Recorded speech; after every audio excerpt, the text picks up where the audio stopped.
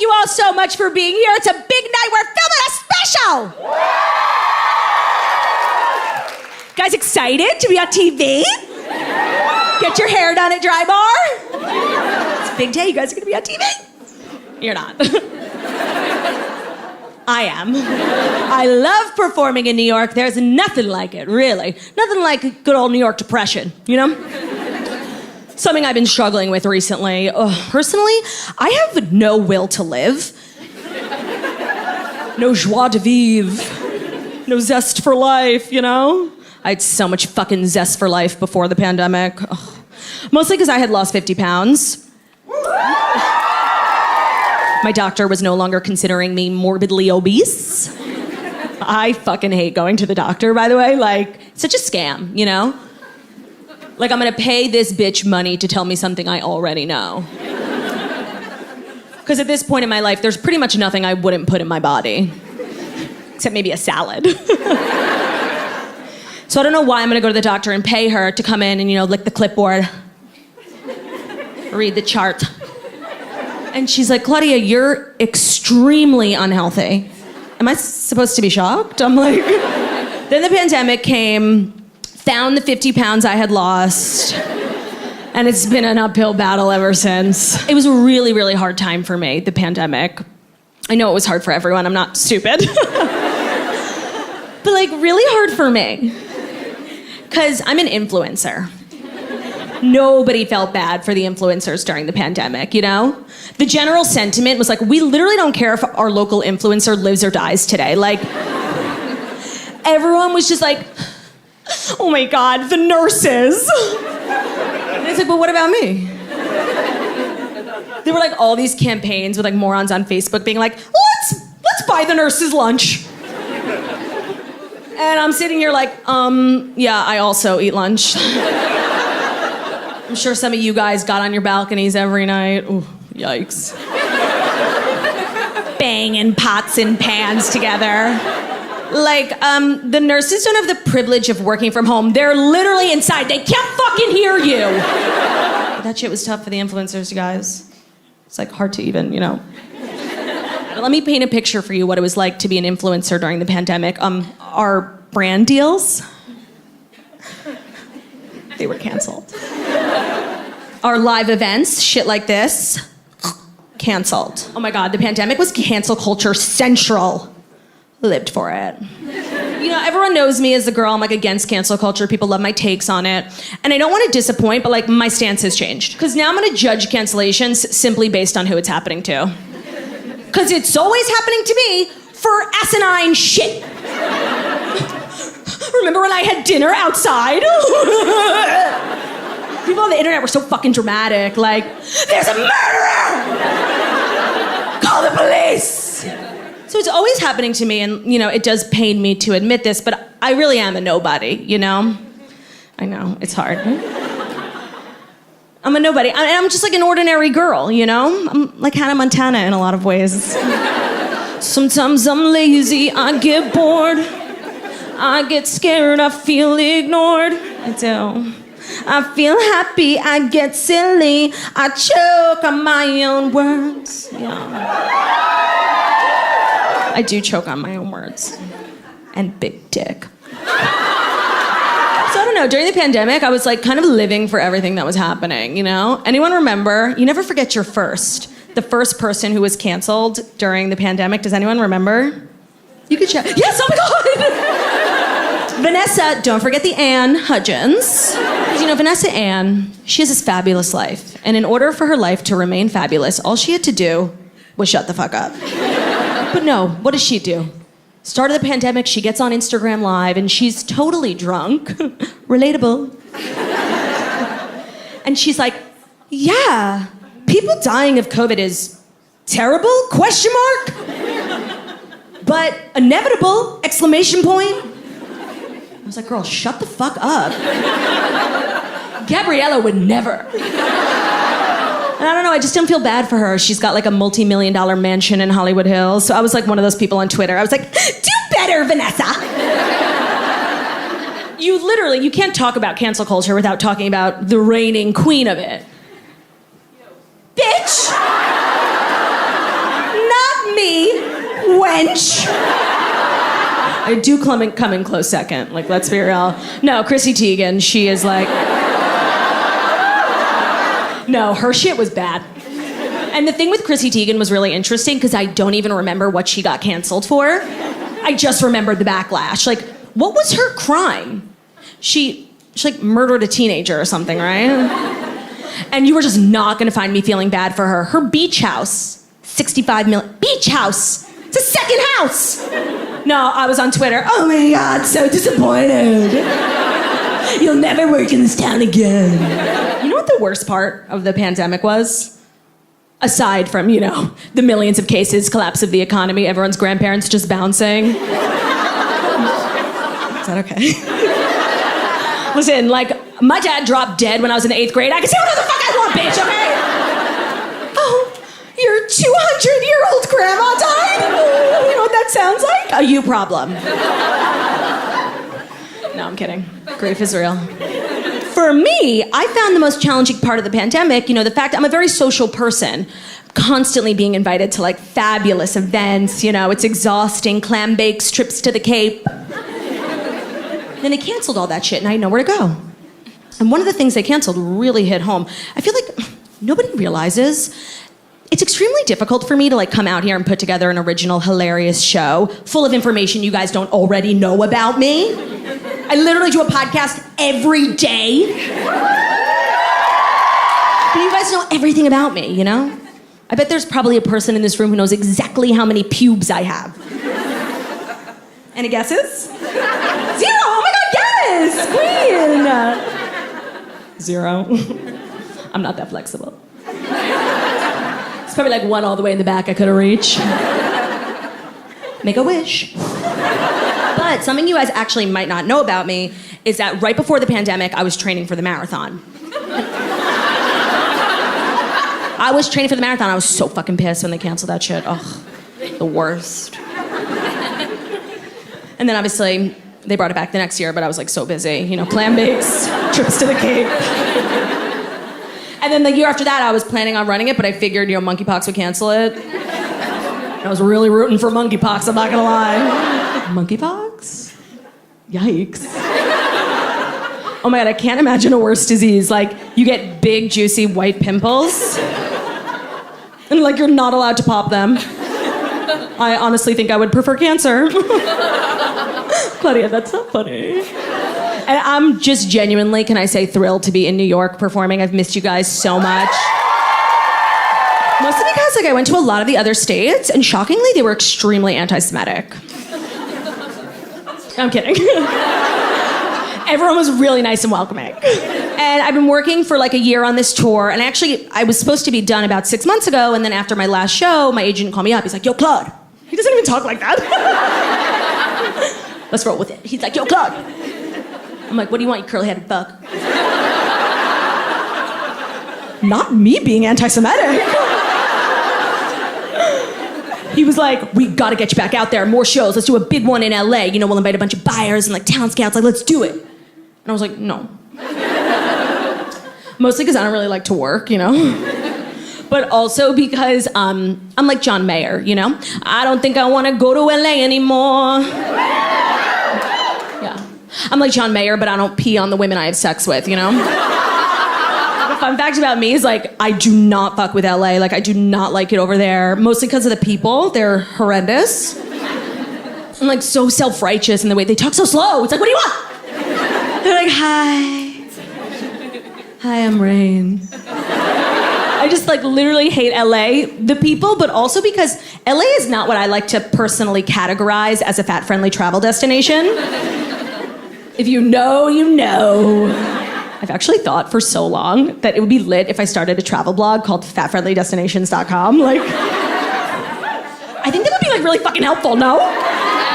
Nobody's marketing towards the horizontally challenged. Like, I actually thought of this idea like 5 years ago that if there was a travel blog towards like, targeted towards fat people, it would be really successful. And ever since I thought of the idea, I like live in fear that someone is gonna think of it and like take on my idea and I'm not gonna make any of the money.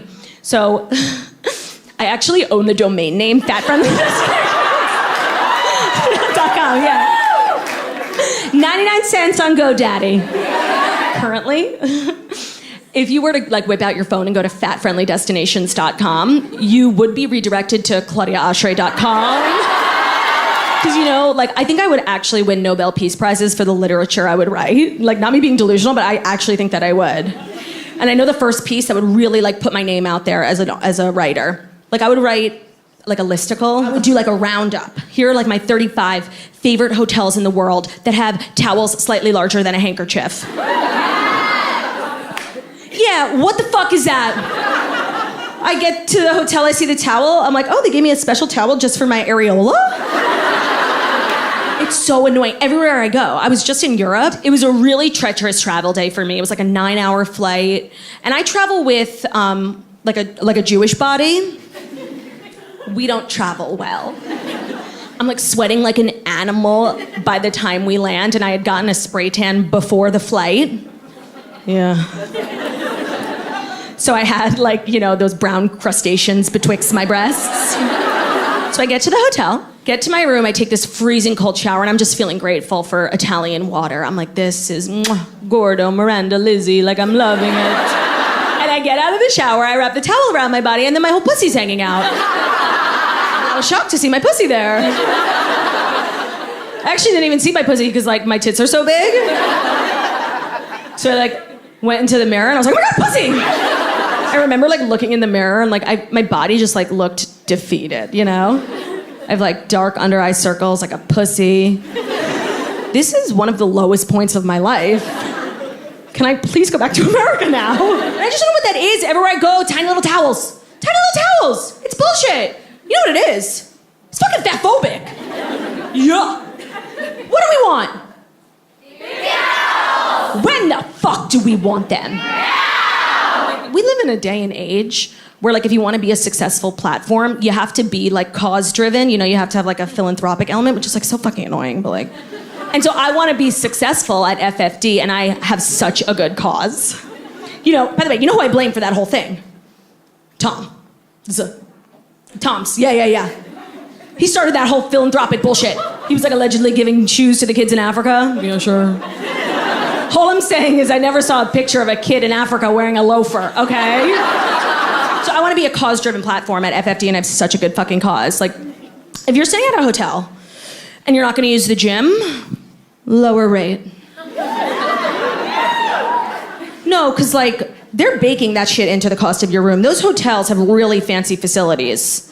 And of course, you know, nothing in life is guaranteed, but I can pretty much guarantee you I'm never going to use the gym at a hotel. There's nothing in that gym for me. Is there a Krispy Kreme drive-thru in there? What I was trying to say, the reason why I don't think I want to go to LA anymore.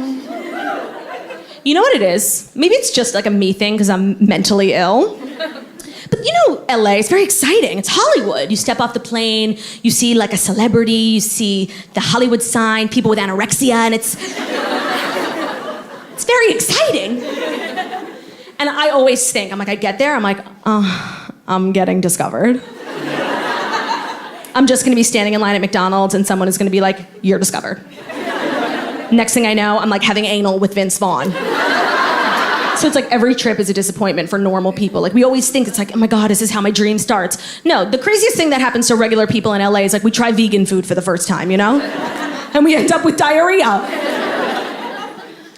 Or did we get diarrhea from having too much anal with Vince Vaughn? I will say, though, I had like a very celebrity-like experience the last time I went to LA when I got to eat at Nobu Malibu. Which, like, if you're here, you obviously know what that is. It's that place that Scott Disick is always bringing prepubescent teenagers to. Let me tell you, because it's really hard to get in there, and I've been inside, and here's what they're not going to tell you. It is the perfect place to eat if you've recently railed 4 lines of cocaine. The portions, they bring out your entree, and I'm like, oh, yeah. Let me just grab my monocle. 1 second. Oh, no, that's exactly what I wanted. Thank you. And then they're like, that'll be $11,000. The menu is designed for the people who can actually afford to eat there. Celebrities who are doing blow in the bathroom. The night was memorable, but not for a particularly good reason. I was actually assaulted there. I know. Verbally, but I was verbally assaulted at Nobu Malibu by a server You believe that shit? This gentleman comes over to tell us the specials. Now, I love to eat out. Well, at restaurants, not pussy, sorry. But when they come over to tell you the specials, it's like my least favorite part. Because I never have the heart to tell a server, like, not only do I keep kosher, I have the palate of a 6-year-old who grew up in a trailer park. I'd never heard of a special I was even remotely interested in smelling. I know, like, as a server, it's a huge part of your responsibilities to memorize that and present it with grace. So I just usually sit back and zone out. I think about, like, what I'm gonna pick up on the way home from McDonald's, you know? On this particularly chilly night at Nobu Malibu, my ears perk up. Because this waiter, something ain't right. He's getting, like, really into the specials. So I start listening, and this man is going on and on and on about one dish, the tuna toro. It's very special, he explains. Tuna toro's really rare. It's really fatty. You want to know why? Oh, because it comes from the belly. That was loud. Tumble out of bed and I stumble to the kitchen, pour myself a cup of ambition, but yawning, stretching, trying to come to life. I don't know the rest of the words. 9 to 5. Guys, when I tell you that this waiter does not stop, like 15 minutes, a fucking TED Talk. I thought he was gonna whip out like a wireless mic and a remote, you know? Tuna toro. And he kept saying the same thing. It's a very special piece of fish and it's very fatty. That's what makes it expensive. It's fatty. About 7 minutes into his TED Talk, I decide to break his insane fucking direct eye contact just for a second. And I look around the table. And I realize I'm with a bunch of anorexics. And in that moment, I realized that the waiter was only looking at me. The fattest person at the table. Let's be real. The fattest person in the restaurant, okay? I tried to be polite, but eventually I slammed my hands on the table. I'm like, sir, I get it. The fish is fatty. So am I. Like, my God, I'll take 4. And it was a traumatizing evening for me, but the pandemic happened right after that. And I realized I took those moments for granted. Because, you know, I'm sitting in my apartment thinking of ways to slit my husband's throat without anyone knowing. And I'm realizing I would literally give up my left titty to be sitting at a restaurant being called fat by a waiter. Because the pandemic started, I was 25, and now I'm 75. And I feel as though I was robbed. And it feels like it happened so fast, you know? Like, I woke up one day, everyone's working from home. They all have like 16 kids. Every person I know has like 75 children now. And like, I do want to make fun of them, but I actually thought that was like a really good call, you know? Using the pandemic to have kids, because collectively as a society, what we got off work for like 18 months, you want to rear some children? Love that for you, for real. I really did think it was a good way to spend the pandemic. I thought about it, you know, I'm a woman of a certain age, 69. And I've been married for a decent amount of time. We get those looks now. We walk into a family function and everyone's like, oh, ooh. I'm like, oh, no, it's just a fupa. Like, I can't do a Q&A on Instagram without someone being like, well, when are you and Ben having babies? We thought about it during the pandemic. Ultimately, I came to the conclusion that I'd rather die. No, it's entirely accurate. I'd rather be dead. And it's not because I think I'd be a bad mom. I mean, I know I would be, like, fucking terrible if... It's giving Casey Anthony. Oh. She's innocent! I'm kidding. I don't know if this needs to be said, but I do not stand by, like, mothers who murder their child. What I realize is the reason I can't have children yet is because I'm literally too lazy. I can barely get out of bed to get myself a soda. That's literally why I got married. Kids are like 24/7 nonstop fucking torturers. Like, serious question for the mothers in the room.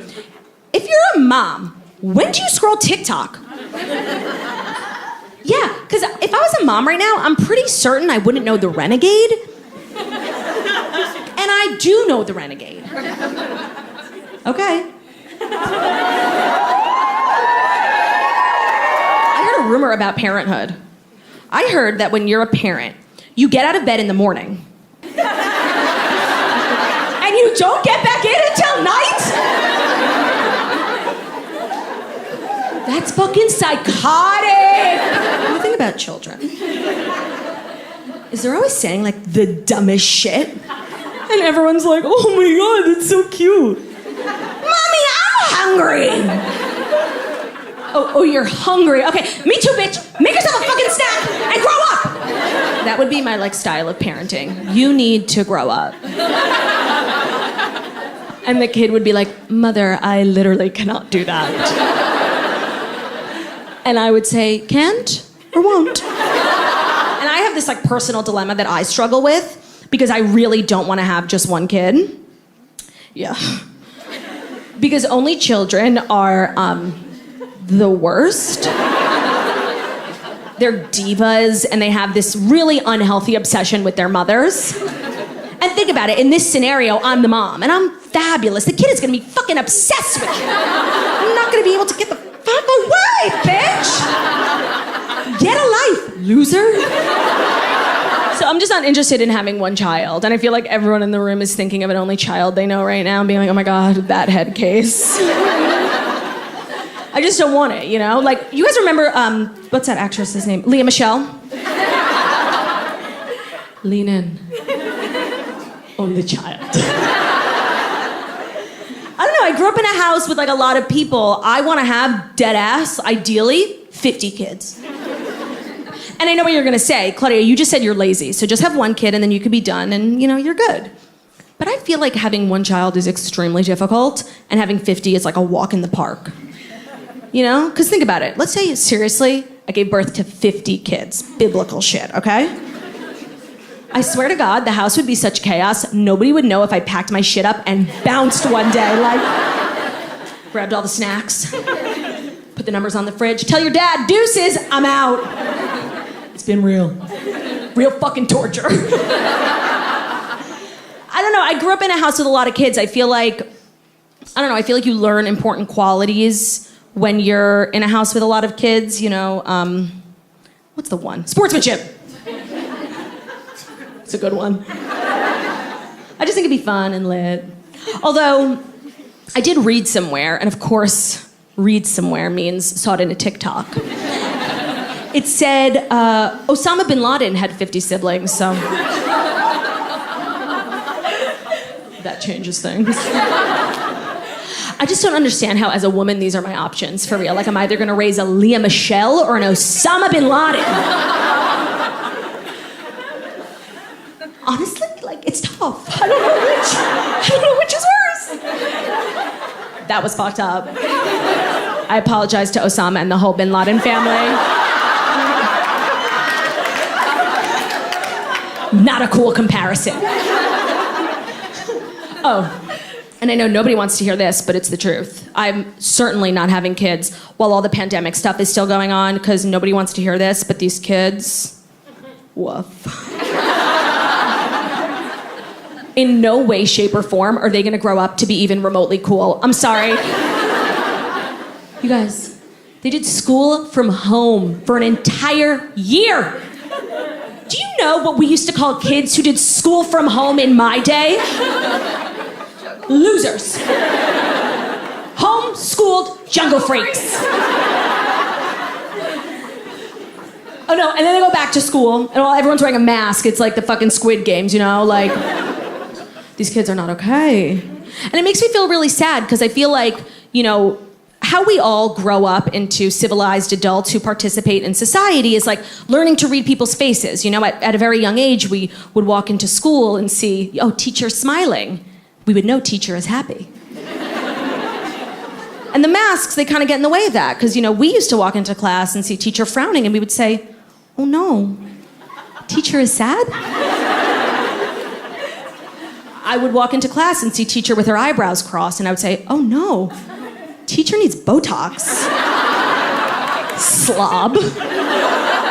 It's not VIP. It's Paul. I feel like the kids are missing out on a lot, especially because here in New York, I've really thought about how kids are probably never gonna have a snow day again thanks to remote learning. And I think that's not fair. Some of my most fond memories are like playing in the yard with my sisters, making snowmen and shit. No, not our kids. No, our kids are gonna be inside on Zoom calls, wearing a Bluetooth earpiece like they work at a call center. It ain't right. I don't know, I just feel really bad for the kids, even though, my experience at school, I think it's worth mentioning, I fucking hated every minute. 0 out of 10, would not recommend the experience to a friend, absolutely not. But it's important, I respect education, and that's why I got my degree at educationconnection.com. And it's actually kind of a crazy story, because I was working for an hourly wage. I went to high school, didn't do great. Still, I gotta make more cash. More education is what I'm looking at. When I get a degree, I will make a bigger salary. So now I've got to see. I went on the internet and found education connection. I took some pre-tests to find out my direction. I'm taking my classes, getting my degree. Education connection, match me with the right college for free. Everybody get connected for free. Get connected for free with education connection. That was gorgeous. Give it up for yourself. How thrilled I am to be performing in New York again. Because it literally never occurred to me that not everybody knew that jingle. So I did that little skit in Toronto. And it literally never crossed my mind that this wasn't an international commercial. And I'm up here working for an hourly wage. And these Canadian girlies are staring at me. Dead silent, mouth agape. Poutine dripping down. And it hit me in that moment that they didn't know the song. I'm like, you guys don't know Education Connection? Get some culture. Poutine ain't gonna cut it, I'm gonna say something, but unfortunately we live in annoying times where I feel as though it requires some sort of disclaimer, okay? What I'm about to say next is my opinion. Based solely on my experience. Yeah. It's not a general statement on this particular group of people. I am sure that there are members of this group of people in this house tonight. But again, this is my experience. For me, the worst part of my schooling experience were the teachers. Now, that's not to say that all teachers are dumb. Just mine. This is not a group of people you want to fuck with on the internet. I speak from experience. And you know what? I stand by what I said. My teachers, sometimes I'll be taking it like a dump. No, I would never, ever take a dump. I'm a girl. Sometimes I'll be making a little tinkle, My pee comes out pink. Anyone else? It's gorgeous. You could drink it. I'm not okay. Sometimes I'll just sit back and think about the shit my teachers used to do and say, and I'm blown away by how fucking dumb they are, Anyone else ever experienced that? Just mind blown that the people who were in charge of you as a child, graduated college? Twice! Everyone remembers, my teachers used to always say this. Claudia, sit down. The bell doesn't excuse you. I do.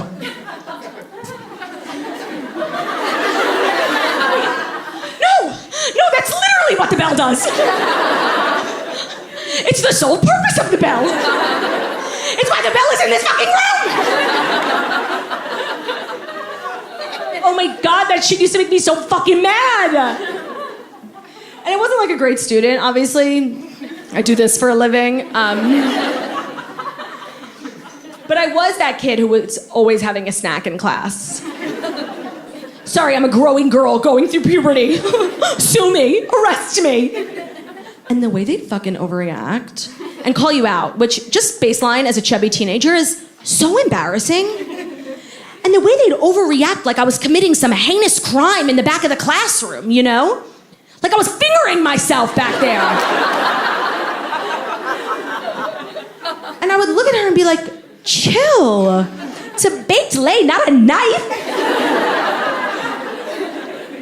And then in order to justify them not letting you eat in class, they had to always say, well, did you bring enough to share with the class? And I just remember thinking as a young teenager, like, why the fuck is that my problem? I'm supposed to feed this entire group? Am I running a soup kitchen? Leave me alone! Because that shit used to make me so mad. And I know for a fact that my teachers were teaching me the wrong shit. You know, because I was taught always from a very young age, there's no such thing as a dumb question. Oh, so you've never watched a movie with my husband? No, Ben, I'm watching the same movie as you. I have the same fucking information. And you know, if you stop pausing it and just watch, we'll find out what happens. Isn't the cinema amazing?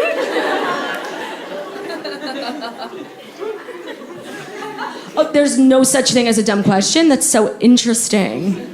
So what do you call it when a waiter comes over and asks if I want the bread basket? Because you know what I would call that? A dumb fucking question. What would you call it when an Uber driver says, ma'am, there's a lot of traffic. You want to get out here and walk?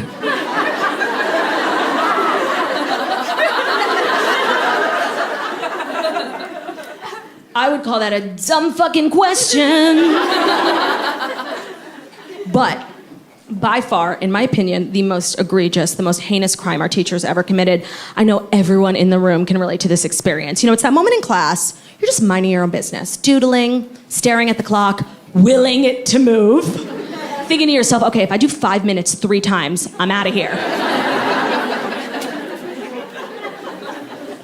And then just like a ton of bricks, it would hit you like, oh my God, I'm gonna shit my pants. So you do the appropriate thing, you know, ask for permission to move your bowels.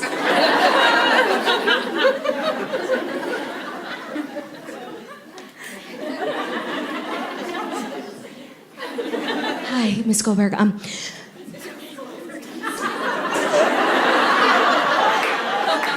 went to a Jewish day school.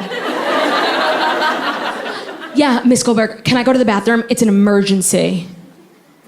I don't know, Claudia. Can you? No. Listen, I respect the hustle. Not the time for a fucking grammar lesson. Seriously, I had an iced coffee for breakfast. Do you want me to take a dump in the middle of the room? Because it sounds like that's what you want me to do. Yes, I poop like this. Oh my God. And speaking of school, does anyone in this room do drugs? I don't. I would never. Drugs are bad. Say no to drugs, unless they're free. I would never, ever, ever do drugs. No. That's the end of the joke? No, I did recently have the opportunity. The opportunity recently presented itself for me to try mushrooms. Yeah. When I tell you it was one of the worst experiences of my life, like, nobody warns you about the taste. You know, a lot of people give you advice before you do it. They tell you, don't look in the mirror, get out of the city. They give you, like, dumb advice, and none of it is helpful. But I thought someone would have warned me about the taste, and nobody did. So the second I digest them, I'm like, holy shit, nobody mentioned the taste. I got bad ones. I'm not gonna be okay. Nobody mentioned the taste. And I'm freaking out. My husband was the one who gave them to me. I'm like, bitch, what the fuck did you put in these mushrooms? And he's like, chill. It was a recipe I saw on the Food Network. It's a little garlic, a little olive oil. No, I'm kidding. I didn't actually eat a vegetable. I did drugs. Yeah, what are you gonna do? Gonna report me? Gonna call the cops? Do it. I wish you would. Take me away. Oh, the cops are here. Stabler, no. Oh, Stabler in the criminal justice system. Okay, can I ask you guys a question? Am I even remotely perpendicular when I do that? Like, working really hard, but I feel like, am I in a acute angle or obtuse, you know? Obtuse? What the fuck did you just call me? Out. No, I'm kidding. I am obtuse and obese. So yes, I did drugs, hallucinogenics, yeah, I'm cool, yeah. Cool kids do drugs, everyone knows that. And let me tell you for real about the experience, because it was horrendous. But it was also life-changing, and I feel like that's how you know you did it perfectly. You never want to do it again, but you can't wait for the next time. Drug addicts over there. That must be the gays. Hey, girlie! And it was fun at first. You know, I spent probably the first hour with my head stuck in a freezer. On purpose, though. It was really amazing. The mushrooms started to hit, and we were all sitting in the kitchen, my absolute favorite room of the house. And somebody opened the freezer to get a snack. It wasn't me, by the way, which was like the most shocking part of the story. And the second they opened the freezer, like the mushrooms started to hit. And inside the freezer, I saw the most beautiful, the most gorgeous light bulb. I swear to God, me and this light bulb, we were connected in some way. I can only explain it. It was just like that scene in Twilight, where Jacob, very inappropriately, imprints on that little girl, Renesmee. The light bulb imprinted on me. I was speechless. I was just overjoyed. It was literally Michelangelo painted this light bulb. Every time one of the strobes from it would hit my eye, I was literally crippled. Like, I need Jesus. And I'm a Jew. And that part was really fun. And then the girl who was like administering the drug, she was the one who had done it before. She's a drug dealer. Like, we had to pay her, you know? She was kind of leading the group, and she was like, let's go outside. They say that mushrooms are really best enjoyed in the natural elements. David Attenborough was there.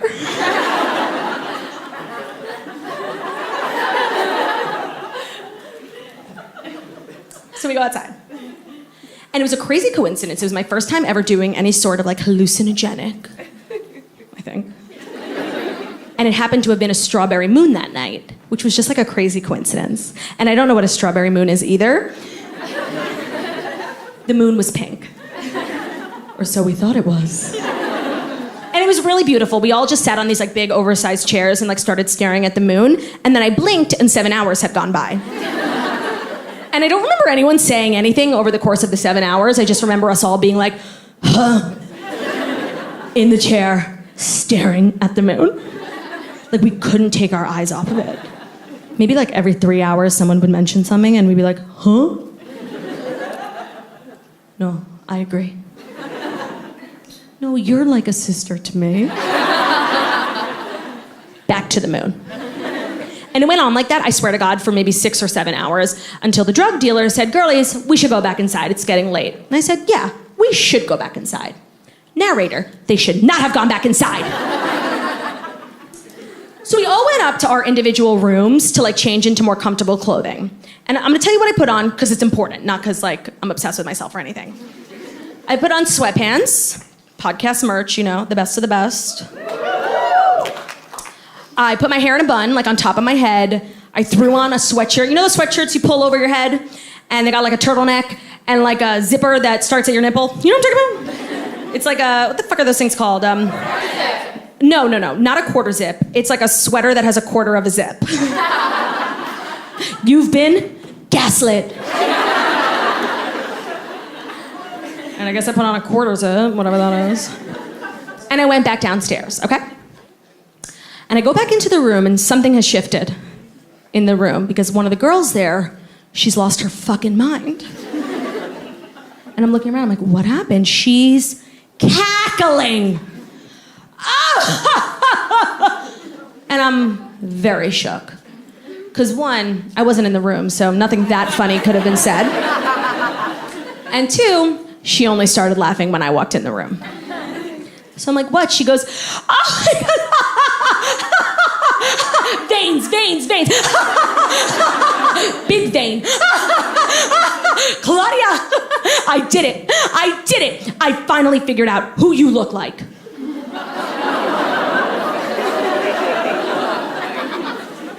More frightening words have never been spoken. Yeah, Claudia, I figured it out. You are literally Miss Trunchbull.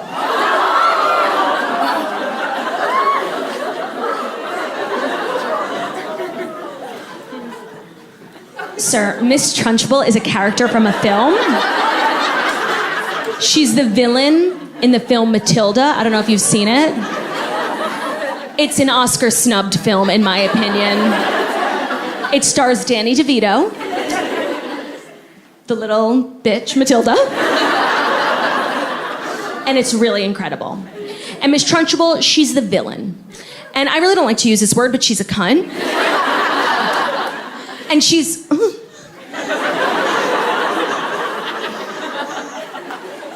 She's really not the type of person you want to be compared to physically.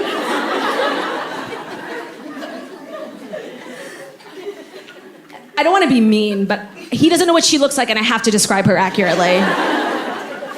I don't want to be mean. Okay. She's a handsome woman. She's a former javelin thrower.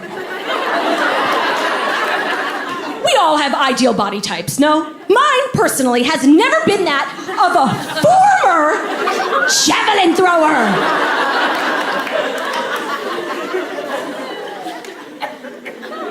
Suffice to say, I'm hurt. And normally I'm very reactive, but I'm on drugs. So I'm feeling very introspective. I'm like, damn, shit, I feel like I've been shot. I'm thinking to myself, oh my God, that is the most hurtful thing anyone's ever said to me in my entire life. And I'm like, why is this bugging me so much? Because I pride myself on the fact that I can take a joke. But this was like, not a fucking joke. And before I responded, I was thinking to myself, I'm like, this is really bugging me because it feels like my friend went into my brain, gathered the files on everything I've ever been insecure about in my life. Miss Trunchbull used to have a mole on her face. I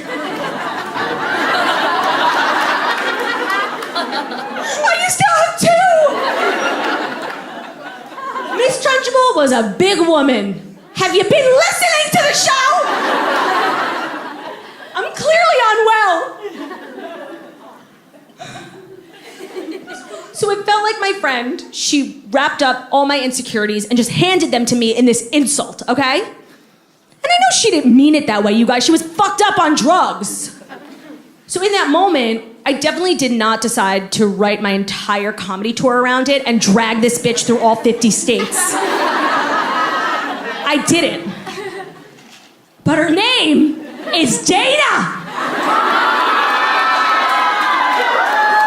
She lives in the West Village. After the show, we're in!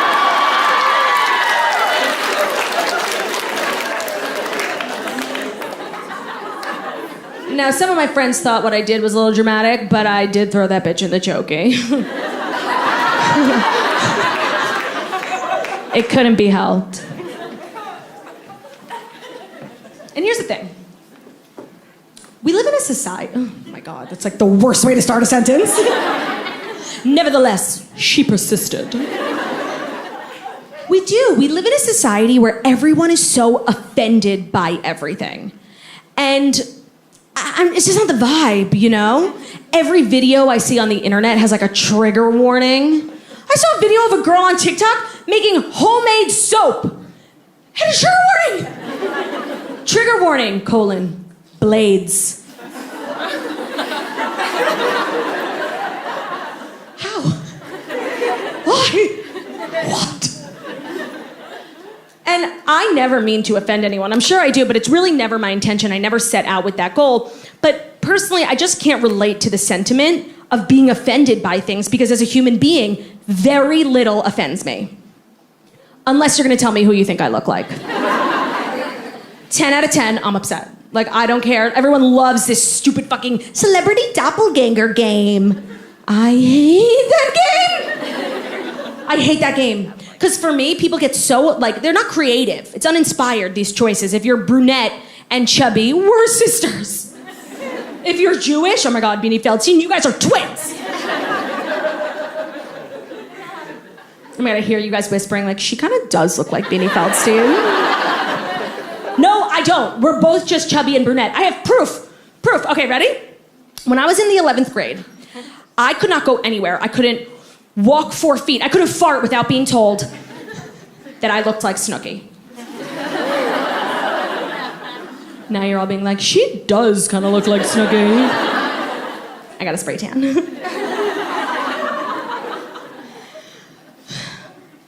When I tell you, it followed me everywhere. It was in the yearbook. Everyone was like, you look like Snooki. It was like my thing. That show had just premiered. Those kids were so famous. I was literally in Miami on spring break, and I was chased down the street by a group of women who thought that I was Snooki. 16-year-old me, they're like, Snooki, we loved you on the Wendy show.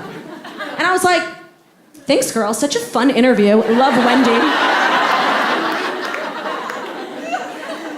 Thirsty back then, thirsty now. The point is, I was Snooki. It was my thing, everyone knew it. And then, one day, Snooki got very thin.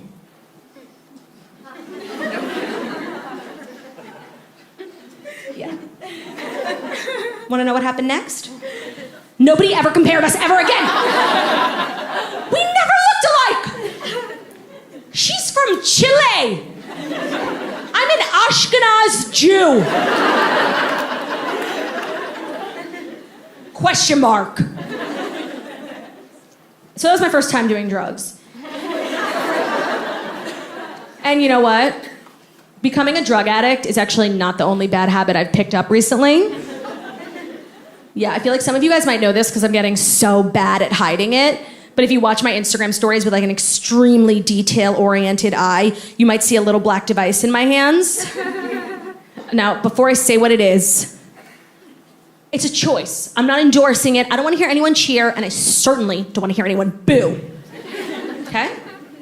Yes. I vape. Shut up.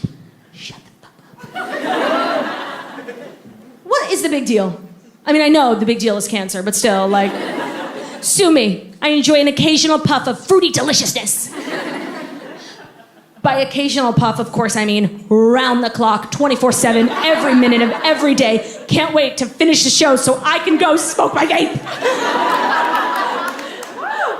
I believe it's what the kids are calling an addiction.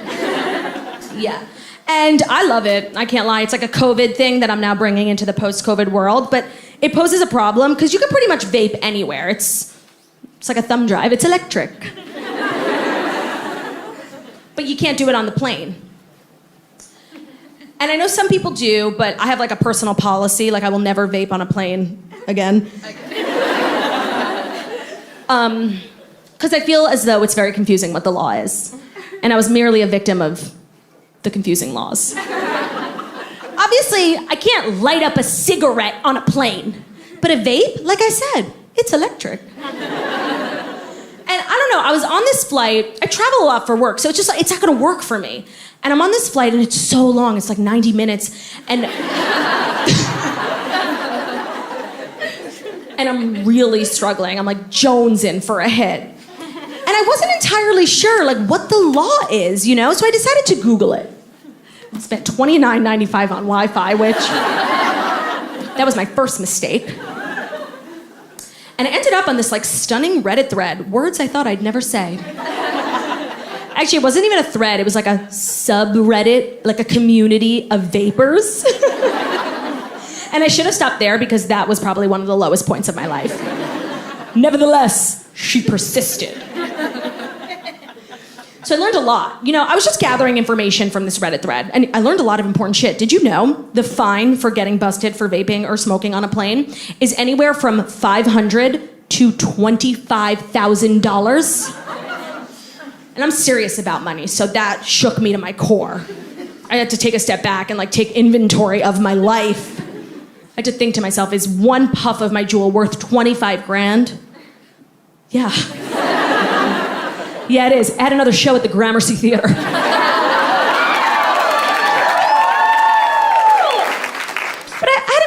decision. Just gathering information. Know what else I learned? I feel like nobody knows this. This is a crazy fact. Ready? Ready? Yeah! God, fucking mute. Nah, I appreciate the respect. You guys have been a great audience. The second thing I learned, you know smoke alarms on planes, the ones in the bathroom? It's not gonna trigger and get, the classic, wah, wah, wah, wah. No. You know those alarms are silent? Do you guys know that? So you could trigger it and not even know you triggered it. But the smoke alarm will send a notification to the cockpit. It'll literally snitch on you. I'm just gathering information. Haven't made a decision. The overall consensus from this Reddit thread was like, can you get busted for vaping on a plane? Yeah. Will you? Probably not. They did recommend how they found the best practice to do it was to go into the bathroom and blow your smoke into the toilet as you're flushing. You know those airplane flushes. And the second I heard that, decision made. The physics was making sense. I'm like, there's literally no way this can't work. So I decide I'm gonna do it. And the second I decide I'm gonna do it, I'm like nervous, Because it's not nothing. It's a C-class felony, what I'm about to do. Nevertheless, she persisted. So I get up, my palms are sweating, knees weak, arms are heavy. Yeah. There was actually a little vomit on my sweater already. Mom spaghetti, right. Basically what I'm saying is I was nervous, And I get up to go to the bathroom, and when you're about to do something bad or unethical, like you act weird? Like, I cheated on the SATs all 3 times. And I remember actively, as I was cheating, acting like a freak who wasn't cheating, I was like sharpening my mechanical pencil as I looked over at Sophie Mintz's blue book. I still didn't even do a good job. So I get up and I've totally forgotten how to walk and I don't know what to do with my arms. So I'm just kind of moseying down the aisle and waving to people. Hey, girlfriend. Claudia, 3D. Come say hi. I get to the bathroom. Of course there's a line. Because nothing in my life can be easy. And so I'm freaking, I'm waiting in line. The anxiety is getting worse and I'm feeling like a real criminal, Claudia Chrisley, okay?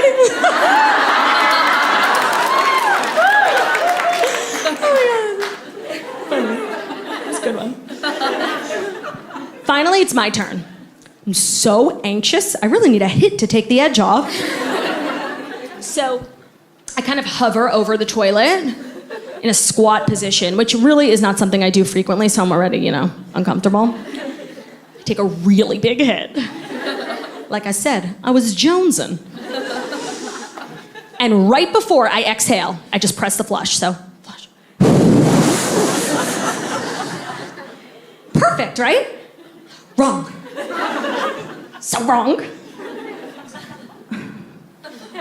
When I tell you, it literally never occurred to me just to test the flush. Silly me. I thought it was like every flush on every plane, on every fucking airline I'd ever been on. You know the one. If you go in there and you're not ready for it, it'll literally stop your heart. I've never been on a plane that didn't have the... So I don't hear the... And I look down. And I don't have the... No, I got this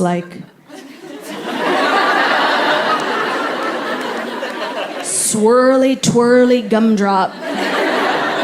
I got a careless whisper in the night. I got a flush that looks like it minored in dance. Pas de bourrée, kickball change, sachet. Yeah.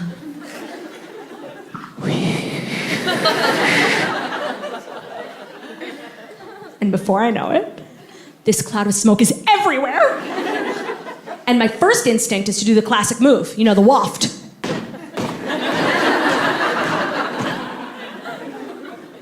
Which, by the way, does nothing. And my second instinct is just to find a window and jump. because I've had a good life and I would never survive in prison. My ass is too juicy and my breasts are too large. You know what kind of bras you get in prison? Not good ones. I'm freaking out. I'm like trying to come up with a plan. I don't even have time. I swear to God, 3 seconds have passed. I'm hovered over this shit-filled toilet, saliva dripping down my neck, and I hear this. Flight attendant. Female flight attendant, let's be real. Only a woman would do something as annoying as this. When she's about to arrest you. She's quite literally cornered me at this point. I have nowhere to go, nothing to do but to open the door. So I shoved my jewel between my titties. That way she had no proof. And if the glove don't fit, you must acquit. I am constantly inspired by O.J. Simpson and his work. Every day. So I just decided to be a grown-up. I'm like, let's fucking do this. So I open the door. I emerge in a cloud of smoke. I literally looked like Chris Angel in Vegas.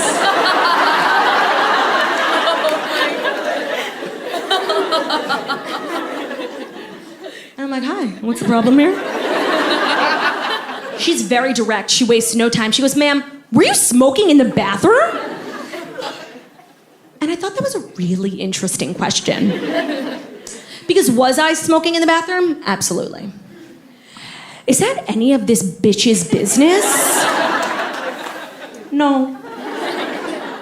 But I understand the severity of the situation I'm in, and I really look inward and I say, Claudia, we gotta get out of this. Let's play to our strengths. Bitch, what are you good at?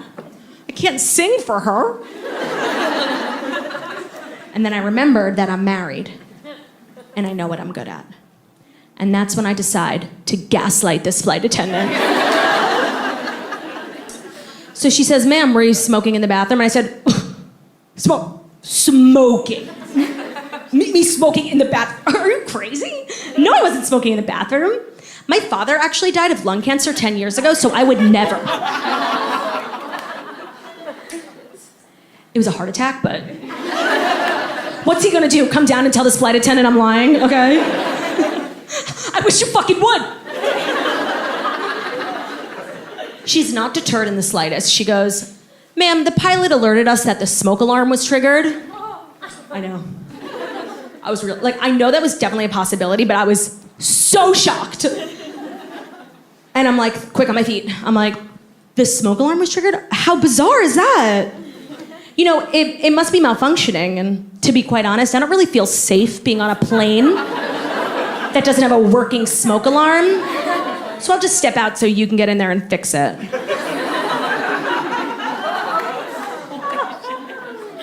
You guys, she doesn't think I'm cute. She does not think I'm funny. Imagine. And I realized, I don't have much time left. I really need to amp up the gaslighting. So she goes, ma'am, I'm gonna ask you one last time, were you smoking in the bathroom? And I said, ma'am, were you smoking in the bathroom? Because that's what it fucking sounds like. And that's how your girl ended up writing a check for $4,100? Yeah. Plus $29.95 for Wi-Fi. To the FAA. Yeah, I didn't even know that was a thing. Federal Aviation Association? Fucking asshole association. Oh my God, chill. It's a vape, not a bomb. Be cool. Don't be all... Thank you guys so much for coming out tonight. I hope you enjoyed the show.